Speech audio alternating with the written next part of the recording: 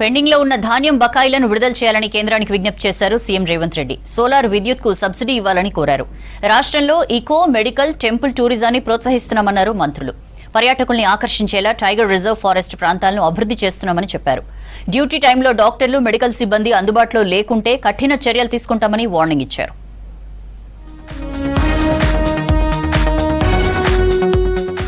ఢిల్లీలో సీఎం రేవంత్ రెడ్డి బిజీగా గడిపారు. భారత ఆహార సంస్థకు 2014-15 ఖరీఫ్ కాలంలో సరఫరా చేసిన బియ్యానికి సంబంధించి బకాయిలు 1469 కోట్లను వెంటనే విడుదల చేయాలని కేంద్ర ఆహార, పౌర సరఫరాల శాఖ మంత్రి ప్రహ్లాద్ జోషికి విజ్ఞప్తి చేశారు. గతంలో అదనపు లెవీ సేకరణకు సంబంధించిన మొత్తాన్ని రాష్ట్ర ప్రభుత్వమే భరించిందని చెప్పారు. ధాన్యమిచ్చి 10 ఏళ్లైనా బకాయిలు విడుదల కాలేదని కేంద్ర మంత్రి దృష్టికి తీసుకెళ్లారు సీఎం రేవంత్. ప్రధానమంత్రి గరీబ్ కళ్యాణ్ యోజన కింద బకాయి ఉన్న 343.27 కోట్లతో పాటు నేషనల్ ఫుడ్ సెక్యూరిటీ యాక్ట్ కింద పంపిణీ చేసిన బియ్యం బకాయిలు 79.09 కోట్లను విడుదల చేయాలన్నారు. కస్టమ్ మిల్లింగ్ రైస్ గడువును కనీసం 4 నెలలు పొడిగించాలని, అప్పుడే సరఫరాలో ఎటువంటి ఇబ్బందులు రావని చెప్పారు.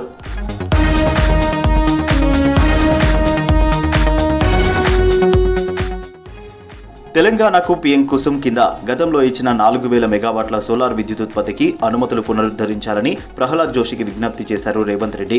రాష్ట్రానికి గతంలో 4000 మెగావాట్లకు అనుమతులు ఇచ్చి తర్వాత 1000 మెగావాట్లకు కుదించారని చెప్పారు. రాష్ట్రంలో మహిళా సంఘాల ద్వారా సోలార్ విద్యుత్ ఉత్పత్తిని తాము ప్రోత్సహిస్తున్నామని కేంద్ర మంత్రికి వివరించారు. తమ వినతులకు ప్రహ్లాద్ జోషి సానుకూలంగా స్పందించారన్నారు మంత్రి ఉత్తమ్ కుమార్ రెడ్డి.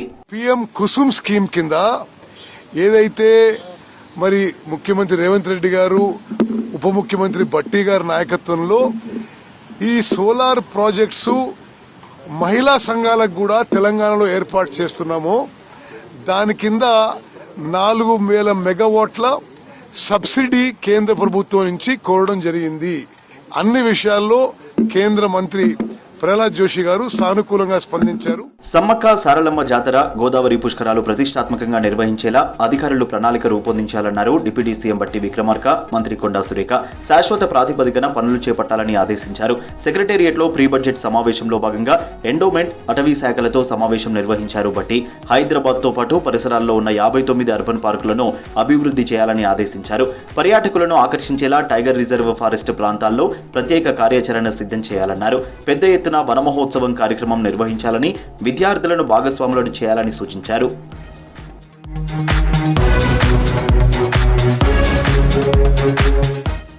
రాష్ట్ర ప్రభుత్వం పర్యాటక రంగానికి ప్రాధాన్యమిస్తోందన్నారు బట్టి విక్రమార్క. మంత్రి జూపల్లి కృష్ణారావు టూరిజం ద్వారా ఆదాయం పెంచుకోవడానికి వనరులున్నాయని, వాటిని సక్రమంగా వినియోగించుకోవాలని ఆదేశించారు.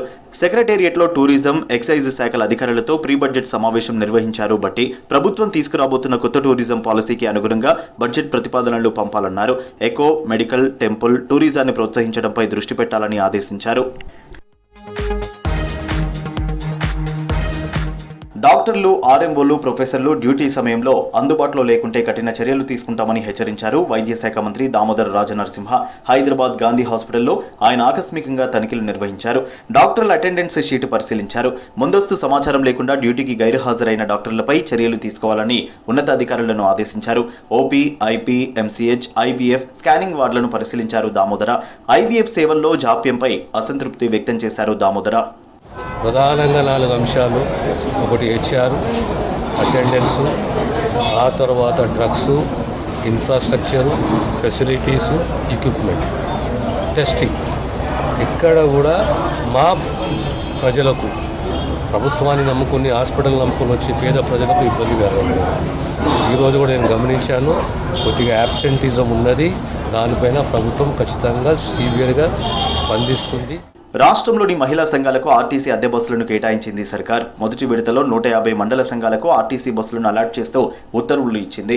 త్వరలో మిగిలిన మండల సమాఖ్యలకు 450 అద్దె బస్సులు ఇవ్వనుంది. ప్రతి నెల ఒక్కో బస్సుకు రెంట్ 77,220 రూపాయలు చెల్లించనుంది ఆర్టీసీ. బస్సుల కొనుగోలు కోసం మహిళా సంఘాలకు బ్యాంక్ గ్యారంటీ ఇవ్వనుంది సర్కార్.